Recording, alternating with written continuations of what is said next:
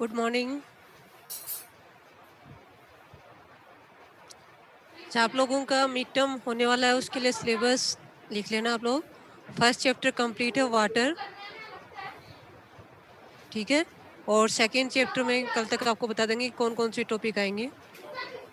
और first chapter कल पढ़ लेना, उसमें अगर कहीं कुछ प्रॉब्लम आए तो कल की क्लास में पूछ लेना आप लोग। न्यूमेरिकल्स भी तैयार कर लेना उसके। मैम पेपर सब्जेक्टिव होगा ऑब्जेक्टिव होगा? सब्जेक्टिव, ठीक है। वैसे ही होगा, लास्ट टाइम जैसा हुआ था आपका ऑनलाइन वैसे सेम पेपर आपको मिलेगा, लेकिन अब की बार प्लेटफॉर्म दूसरा है, गूगल क्लासरूम पे होगा। उसमें आपको पीडीएफ बना के सेंड करना है। उसमें पिछली बार आपने लिंक के साथ अटैच किया था, अब की बार सीधा क्या करना है, जो जिस क्लासरूम में एंटर हुए हो ना गूगल क्लासरूम में, उसमें यस मैम। आपको आंसर्स लिख के पीडीएफ बना के उसके साथ अपना नेम, रोल नंबर, ये सब करके फिर पीडीएफ बना के सेंड कर देना है। ये एक बार मॉक करवा देंगे आप लोगों का। मैम क्वेश्चन बैंक मिलेगा या नहीं? एक बार आज मीटिंग है, उसमें देखते हैं क्या डिसाइड होता है। क्वेश्चन बैंक अगर देना होगा तो दे देंगे। मैम हाँ बोलिए। मैम सिर्फ चैप्टर 1 होगा ना कोर्स में? नहीं नहीं, सेकंड भी होगा, लेकिन अभी सेकंड एक बार देखते हैं कि नेक्स्ट और जो सीएससी और आईटी उनमें कितना सिलेबस हो गया है। जो कॉमन टॉपिक्स होंगे वो देंगे सेकंड चैप्टर में। तो एक बार आज के दिन तो आप वाटर कंप्लीट तैयार कर लेना, टाइम टेबल भी मिल जाएगा आपको, मैम कब ठीक होगा? है। अभी कल का दिन तो है अपने पास, मतलब एक दो दिन में स्टार्ट होने वाला है। तो कल तो नहीं है, ये मानो कि अगर परसों है या उसके बाद में है। थोड़ा सही रहेगा, आसानी हो जाएगी। क्या क्या कह रहे हो नफीस? क्वेश्चन बैंक दे देना, आसानी हो जाएगी प्रिपरेशन करने में। ठीक है, दे देंगे।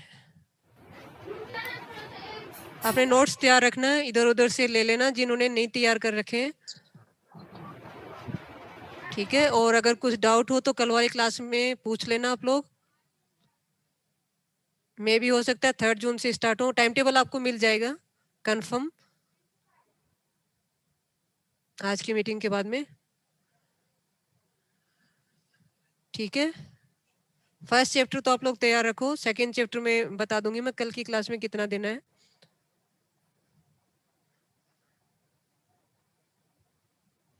जिनके पास भी नोट्स नहीं है वो लोग नोट्स इधर उधर से ले लेना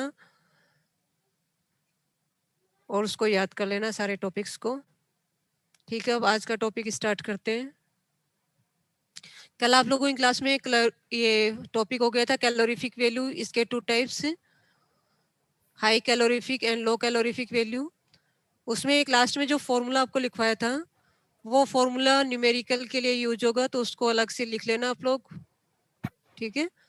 अब नेक्स्ट टॉपिक है एनालिसिस ऑफ कोल, कि जो भी कोल सैंपल है या फिर फ्यूल सैंपल है उसको कैसे एनालिसिस करते हैं, उसकी क्वालिटी को कैसे डिटरमाइन कर सकते हैं।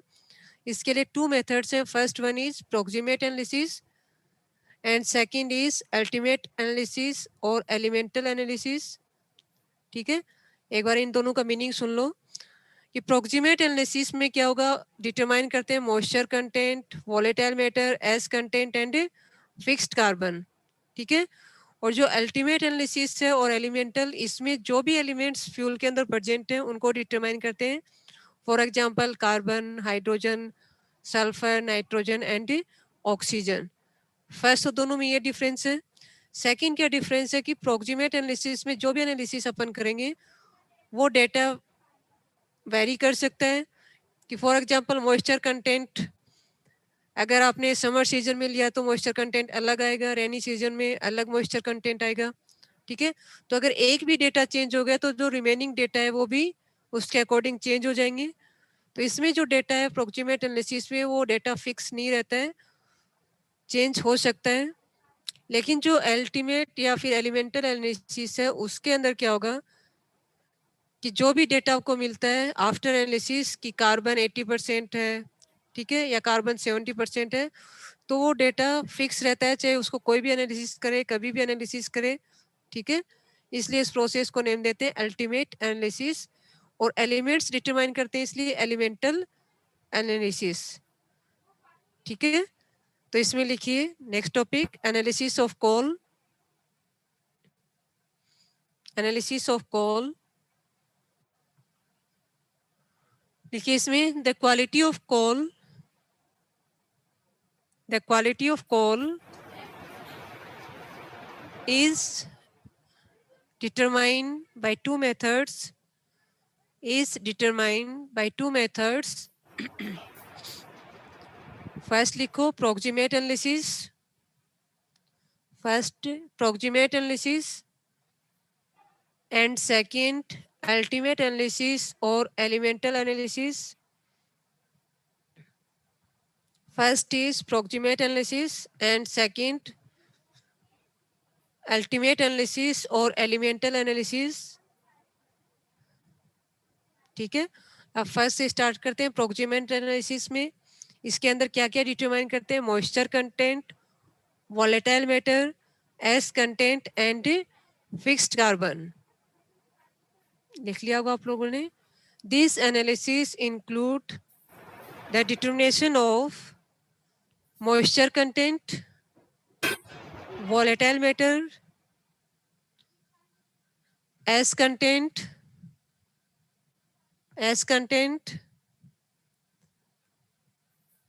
and fixed carbon। अब एक बार लिखना बंद करो, फर्स्ट वाला प्रोसेस समझ लो। फर्स्ट है इसके अंदर determination of percentage of moisture.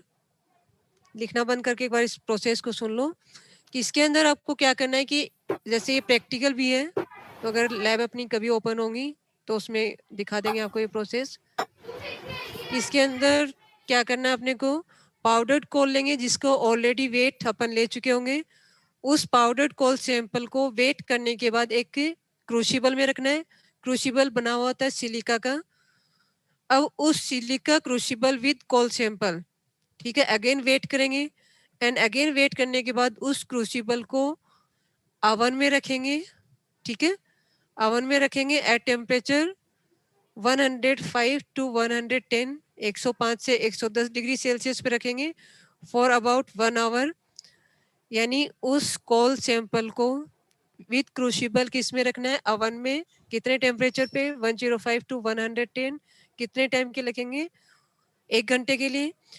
After 1 our क्या करेंगे, इस क्रूसिबल को क्या करेंगे, रिमूव कर लेंगे उसमें से, ओवन में से। देन उसको कूल करेंगे डेसिकेटर में। डेसिकेटर आपको दिखा देंगे जब आप लोग आओगे लैब में।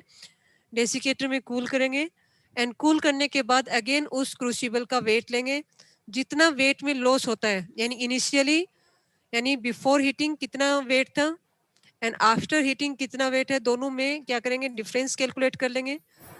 डिफरेंस लेने के बाद क्या करेंगे, ये जो फॉर्मूला आपको दिख रहा है, इस फॉर्मूले में ये वैल्यूज पुट कर देंगे।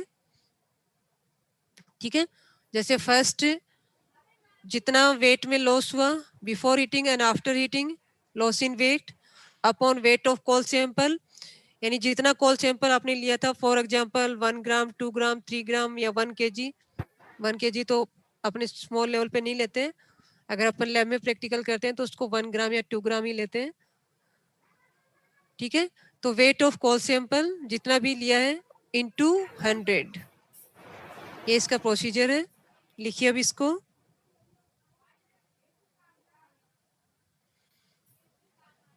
ठीक है, लिखिए इसमें first determination of percentage of moisture,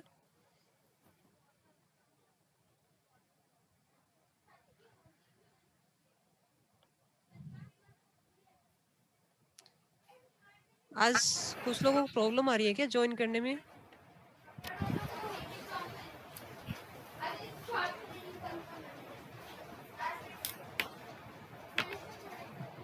ठीक है, लिखिए इसमें determination of percentage of moisture. लिखिए इसमें first point, known amount of powdered coal, known amount of powdered coal bracket में लिखो, for example 1 gram, then bracket close, for example 1 gram bracket close, known amount of powdered coal is taken in crucible is taken in crucible, ठीक है. Next line में this crucible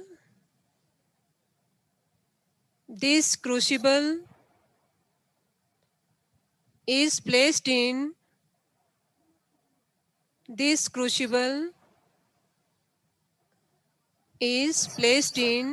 oven for about 1 hour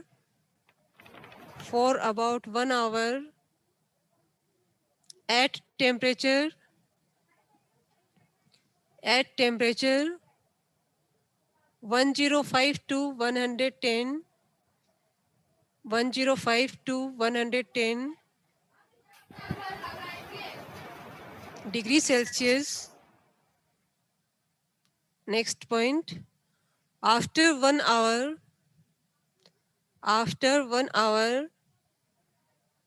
this crucible is taken out and cool in desiccator, ये spelling लिख लेना, cool in desiccator and weigh again.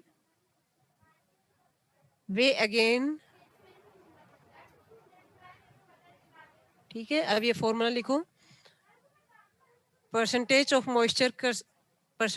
moisture content equal to loss in weight upon weight of coal sample into 100.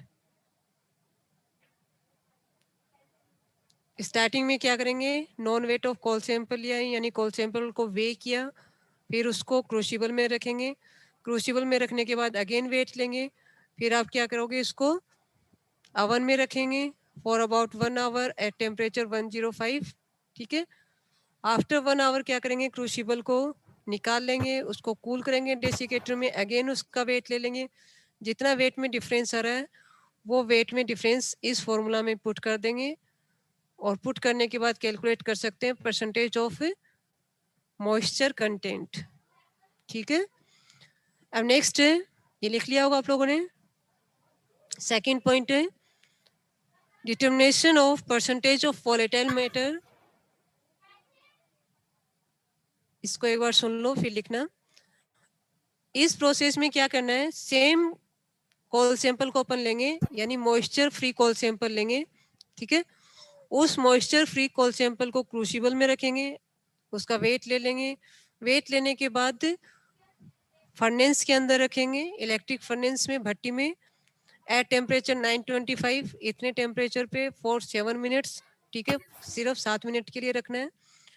फिर 7 minutes के बाद में क्या करेंगे, crucible को सेम प्रोसेस करना है, बाहर निकाल लेंगे, उसको कूल करेंगे. कूल करने के बाद अगेन वेट ले लेंगे, और स्टार्टिंग का जितना वेट था, यानी फर्नेंस में रखने से पहले और फर्नेंस में हीटिंग के बाद जितना वेट में डिफरेंस है वो डिफरेंस कैलकुलेट कर लेंगे. एंड कैलकुलेट करने के बाद ये जो फॉर्मूला है उसमें ये वैल्यूज पुट कर देंगे कि loss in weight upon weight of coal sample into 100. ठीक है. लिखिए इसमें determination of percentage of volatile matter.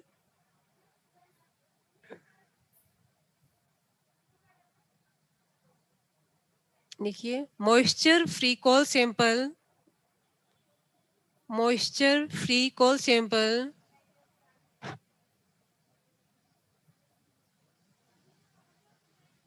taken in crucible.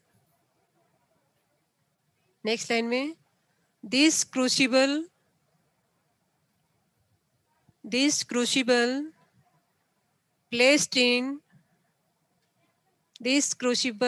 placed in electric furnace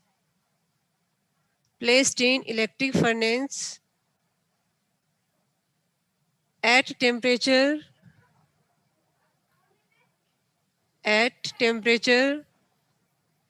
925 plus minus 20 degrees Celsius for 7 minutes 7 minutes. Next line में after heating this crucible is taken out and cool in desiccator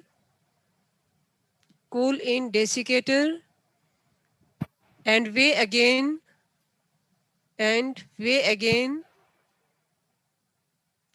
ठीक है। अब इसमें formula लिख लो, percentage of volatile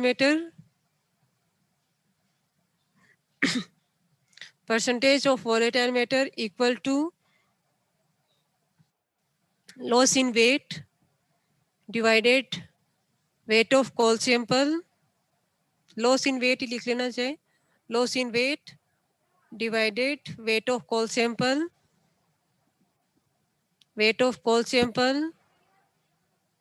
into 100। ठीक है, ये था वोलेटाइल मैटर। इसमें सैंपल को किस में रखना है, फर्नेस में एट टेम्परेचर 925। कितने टाइम के लिए, फॉर 7 मिनट्स। ठीक है, फिर स्टार्टिंग में जितना वेट था, आफ्टर हीटिंग जितना वेट आया, उस दोनों में डिफरेंस कैलकुलेट कर लेंगे और ये जो फॉर्मूला उसमें वो सारी वैल्यूज पुट कर देंगे। नेक्स्ट पॉइंट है determination of percentage of ash content. ठीक है, इसको एक बार सुन लो कि फर्स्ट आपने मॉइस्चर रिमूव किया, सेकंड वोलेटाइल मैटर रिमूव किया। अब क्या करना है, moisture free and volatile matter free coal sample को लेंगे। ठीक है, उसका वेट लिया, वेट लेने के बाद उसको क्या करेंगे, क्रूसिबल में रखेंगे। क्रूसिबल में रखने के बाद crucible with coal sample again furnace में रखना है एट टेम्परेचर। वहाँ पे टेम्परेचर था 925, यहाँ पे टेम्परेचर आपको लेना है 700 डिग्री सेल्सियस। ठीक है, और कितने टाइम के लिए रखेंगे, यहाँ पे हाफ एन आवर, आधे घंटे के लिए। ठीक है, इतने टाइम के बाद क्या करना है, अपने को क्रूसिबल को बाहर निकाल लेंगे, उसको कूल करेंगे। ठीक है, कूल करने के बाद अगेन वेट ले लेंगे, जितना वेट में डिफरेंस आ रहा है वो वेट में डिफरेंस अपन इस यहाँ पे लिख देंगे, residue left upon weight of coal sample into 100। एक तो आप इसमें टेम्परेचर ध्यान रखना कितने टाइम के लिए रखना है, और फर्नेस में रखना है या फिर अवन में रखना है। उसके अलावा तो प्रोसेस लगभग सभी की सेम है, याद भी हो गया होगा आप लोगों को। टेम्परेचर याद रखना है आपको, टाइम कितने के लिए रखा गया, और starting weight and final weight calculate कर लेते हैं। लिखिए इसके अंदर determination of percentage of ash content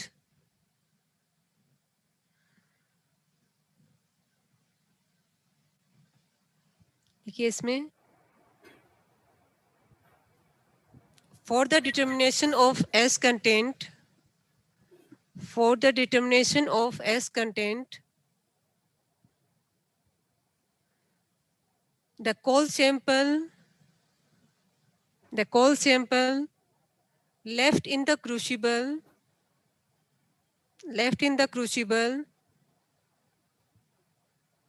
is heated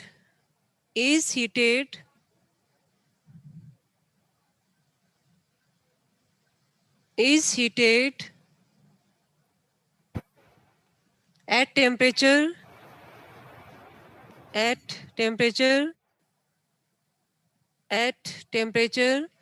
700 plus minus 50 degrees Celsius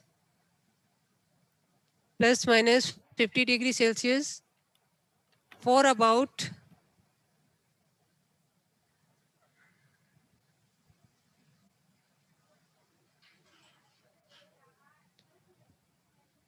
1/2 half an hour। Next line में this crucible is taken out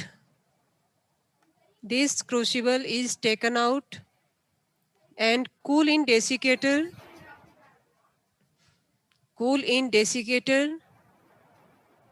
and weigh ठीक है, फिर आप फॉर्मूला लिखो इसमें, percentage of ash content percentage of S content equal to residue left upon weight of coal sample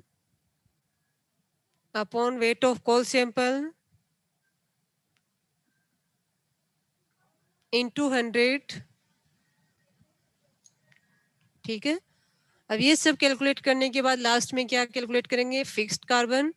fixed carbon के लिए simple क्या करना है, 100 में से जितना भी डेटा अभी तक कलेक्ट किया है, ठीक है, उन सबको क्या करेंगे, 100 में से माइनस कर देंगे। 100 में से moisture content, volatile matter and S content को माइनस करने के बाद रिमेनिंग डेटा किसके लिए होगा, फिक्स्ड कार्बन के लिए। तो इसका सिर्फ फॉर्मूला लिख लो आप, determination of percentage of fixed carbon. लिखिए formula, percentage fixed carbon equal to 100 minus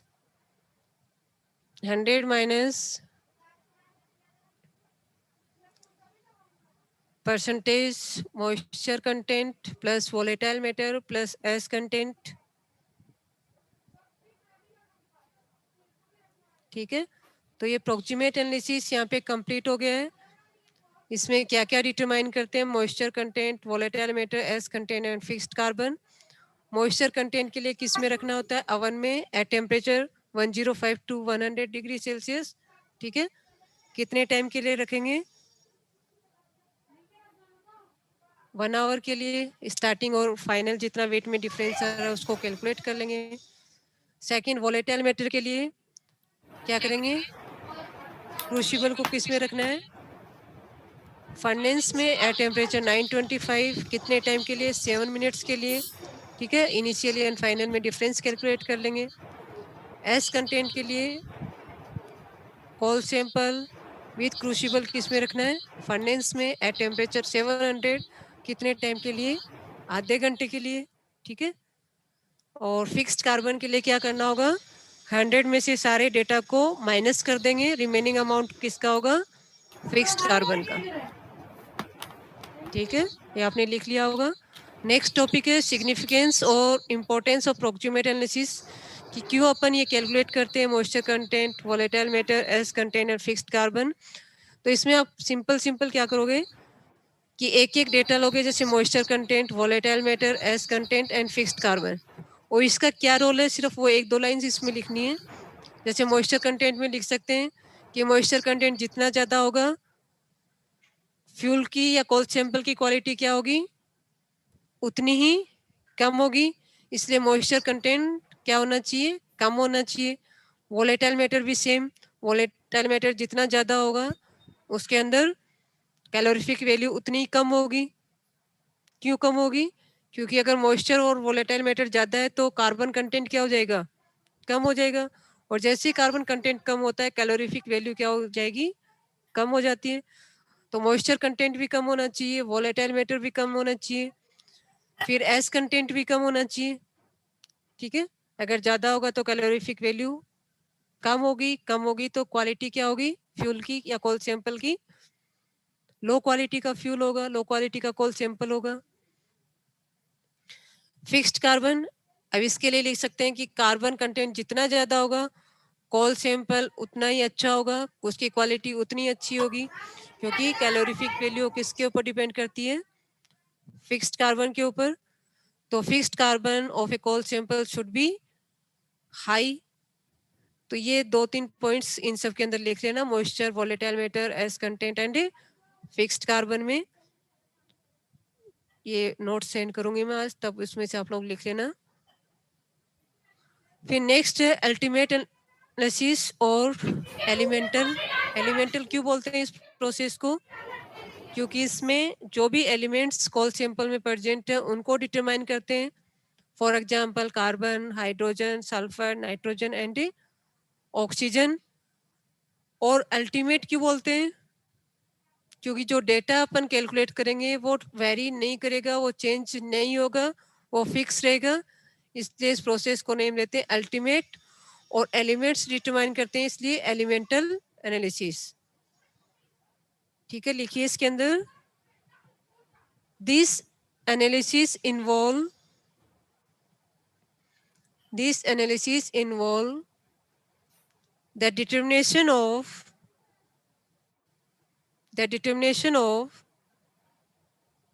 carbon, hydrogen, sulfur, nitrogen, and oxygen. Carbon, hydrogen, sulfur, nitrogen and oxygen. ठीक है, अब फर्स्ट इसमें लिखिए determination of percentage of carbon and hydrogen.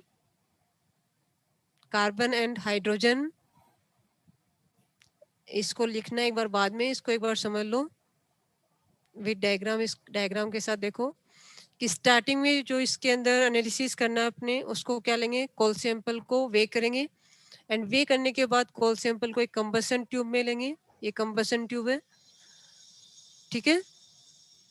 इसमें क्या होगा, burning process, combustion process start होगा, यानी कोल सैंपल है वो बर्न होगा, ठीक है. आफ्टर कंबसन प्रोसेस जो कार्बन कंटेंट है वो किस में कन्वर्ट हो जाएगा, कार्बन CO2 में कन्वर्ट हो जाएगा एंड हाइड्रोजन है वो H2O में कन्वर्ट हो जाएगा. अब ये जो कंबसन प्रोडक्ट्स हैं CO2 एंड H2O, इनको अपन नेक्स्ट आफ्टर कंबसन ट्यूब्स में पास कराएंगे. एक ट्यूब में ऑलरेडी फिल किया हुआ है anhydrous CaCl2 and second tube में फिल किया हुआ है KO सॉल्यूशन. इन दोनों ट्यूब्स में जो फिल किया हुआ है CaCl2 एंड KO सॉल्यूशन, इन दोनों को ऑलरेडी वे किया हुआ है, उनका ऑलरेडी वेट लिया हुआ है, ठीक है. तो जैसे ही इसमें से पास करवाएंगे अपन, क्या पास करवाएंगे, कंबसन प्रोडक्ट्स. कौन कौन से, CO2 एंड H2O, ठीक है. तो इससे क्या होगा कि जो KOH है वो अब्जॉर्ब कर लेगा CO2 को. यहाँ पे रिएक्शन देखो, KOH वाला जो ट्यूब है वो अब्जॉर्ब करेगा CO2 को, ठीक है. एंड CO2 अब्जॉर्ब करने के बाद ये पोटेशियम कार्बोनेट में कन्वर्ट हो जाएगा, ठीक है. तो स्टार्टिंग में जितना वेट था KOH का एंड आफ्टर अब्जॉर्प्शन जितना वेट आया, दोनों में डिफरेंस कैलकुलेट कर लेंगे, ठीक है. ऐसे ही सेम इस ट्यूब के अंदर कि जिसमें CaCl2 फिल किया हुआ है वो क्या अब्जॉर्ब करेगा, H2O अब्जॉर्ब करेगा, ठीक है. जैसे H2O अब्जॉर्ब करेगा इसका वेट इंक्रीज हो जाएगा, ठीक है. तो इनिशियली जितना वेट था CaCl2 का एंड आफ्टर अब्जॉर्प्शन जितना वेट था, उन दोनों को वेट में जो भी डिफरेंस आ रहा है उसको अपन कैलकुलेट करेंगे, ठीक है, नोट डाउन कर लेंगे. एंड नोट डाउन करने के बाद ये जो फॉर्मूला है उसमें वैल्यूज पुट करेंगे. परसेंटेज ऑफ कार्बन, उसमें लिखेंगे increase in weight of KOH tube, जितना वेट इंक्रीज हुआ था upon weight of coal sample into 100. अब ये 12/44 कहाँ से आया, वो ये रिएक्शंस देखिए यहाँ पे कि आफ्टर कंबसन कार्बन किस में कन्वर्ट होता, CO2 में. कार्बन का मोलिकुलर वेट 12, CO2 का 44. तो जो 44 CO2 है, कार्बन डाइऑक्साइड है, उस 44 में कार्बन कितना प्रेजेंट है, 12. तो जब 44 में 12 प्रेजेंट है तो 1 के अंदर कितना प्रेजेंट होगा, तो ये डेटा अपने पास आ जाएगा 12/44 कि 44 में 12 है तो 1 में कितना होगा, 12/44. ऐसे सेम हाइड्रोजन के लिए कैलकुलेट कर सकते हैं कि जितना वेट इंक्रीज हुआ था कौन से वाले ट्यूब में, हाइड्रोजन H2O को किसने अब्जॉर्ब किया था, CaCl2 ने, ठीक है. तो जितना वेट इंक्रीज हुआ वो यहाँ पे लिखेंगे. फिर वेट ऑफ कोल सैंपल जितना भी लिया था स्टार्टिंग में, for example 1 gram 2 gram into 100 and 2/18 कहाँ से आया, इस वाली रिएक्शन से कि हाइड्रोजन आफ्टर कंबसन किस में कन्वर्ट हुआ है, H2O में, ठीक है. H2O का मोलिकुलर वेट 18, तो 18 के अंदर हाइड्रोजन कितना प्रेजेंट है, 2, है ना. तो जब 18 में 2% है तो 1 में कितना होगा, 2/18. तो ये यहाँ पे लिखा है 2/18, ठीक है. अब इसको लिख लो, लिखिए इसमें determination of percentage of carbon and hydrogen, determination of percentage of carbon and hydrogen. देखिए इसमें फर्स्ट पॉइंट, देखिए first point known amount of coal sample is burned in combustion tube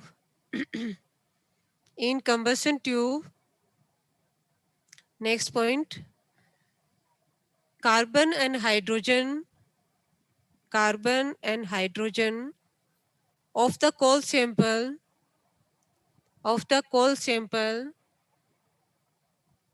are converted into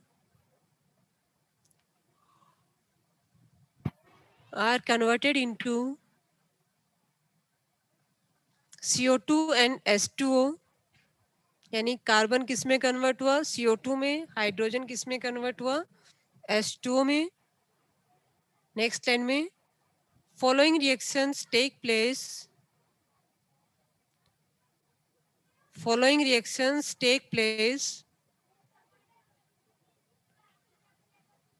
देखिए इसमें first reaction, carbon plus oxygen converted into CO2. Second, hydrogen plus half oxygen converted into H2O. इनका molecular weight भी लिख लेना, 12, 32, 44,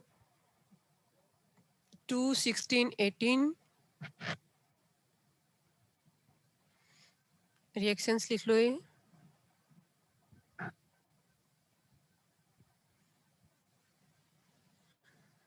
ठीक है, उसके बाद नेक्स्ट पॉइंट लिखिए, आफ्टर कंबशन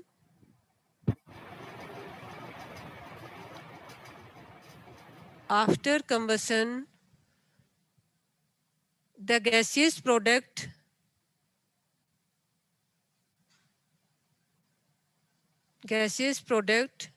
या फिर लिख सकते हो ब्रैकेट में कंबशन प्रोडक्ट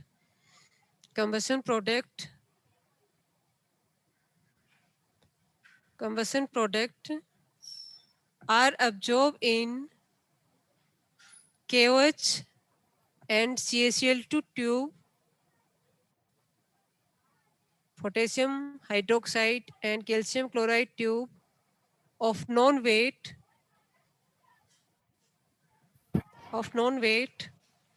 Next line में, the percentage of carbon and hydrogen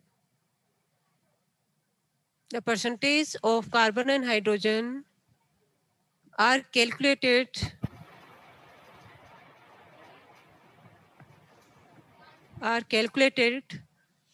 from the increase in the weight of tubes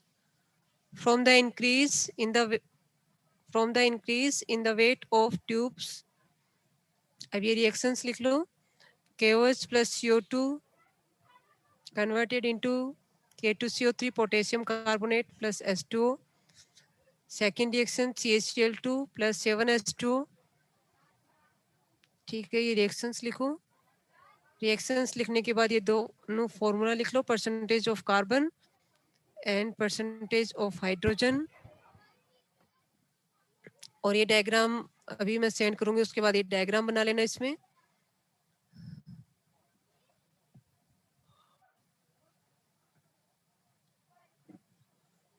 एक बार इसको पढ़ लो, अगर किसी को कुछ डाउट हो तो पूछ लो इसमें.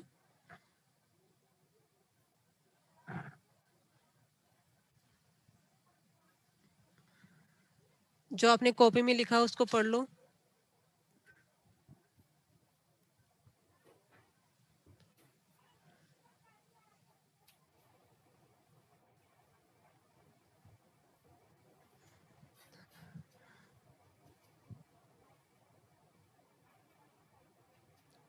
ये जो भी स्टूडेंट है मीट रोल नंबर 100, ये नेक्स्ट टाइम से अपना नेम करेक्ट करके आना,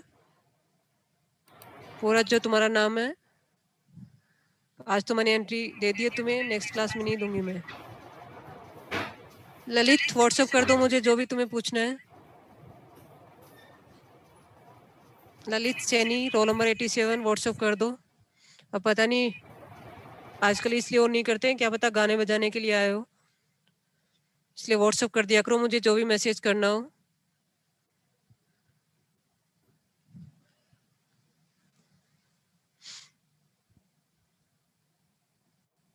ठीक है, आई थिंक पढ़ लिया होगा तुम लोगों ने ये, ठीक है।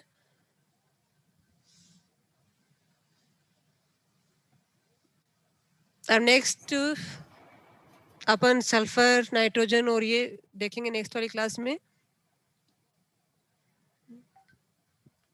हाँ, 1 मिनट रुको, मैं देखती हूँ क्या लिखा है तुम लोगों ने। ओके ओके, कौन सा वाला? कार्बन का फॉर्मूला, परसेंटेज ऑफ कार्बन, ये देखो दिख रहा होगा भी, ठीक है। और दूसरे ने क्या बचा? 2/18 कहाँ से आया, रिपीट कर दो। ओके ठीक है, एक बार तो ये फॉर्मूला लिख लो। किसी ने पूछा था कि कार्बन वाला फॉर्मूला दिखा दो, तो ये हो गया है। उसके बाद में जो किसी एक स्टूडेंट ने पूछा कि 2/18 कहाँ से आया, तो 1 मिनट स्क्रीन स्क्रॉल कर रही हूँ मैं, देखो ये देखो यहाँ पे देखो, जो भी स्टूडेंट है वो या फिर सभी लोग देख लो कि हाइड्रोजन आफ्टर कंबशन यानी ऑक्सीजन की प्रेजेंस में कंबशन प्रोसेस स्टार्ट हुआ, किस में कन्वर्ट हुआ है? H2 में। तो 2 ग्राम हाइड्रोजन क्या बना रहा है? 18 ग्राम ऑफ H2।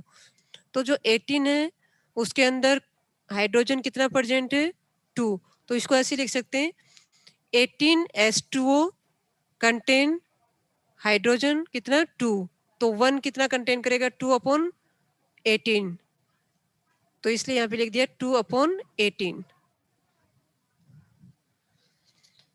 और किसी ने क्या पूछा है? मैम डायग्राम फिर से रिपीट कर दो, ठीक है।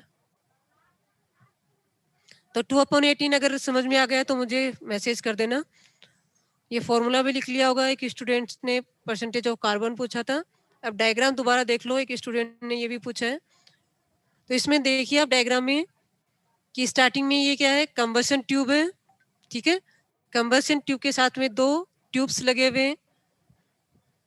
उन ट्यूब्स में क्या फिल किया हुआ है? Anhydrous CaCl2 and KOH solution, जिनका ऑलरेडी वेट लिखा हुआ है, वेट लिया हुआ है, ठीक है। ये तो डायग्राम है। अब प्रोसेस कैसे स्टार्ट करेंगे?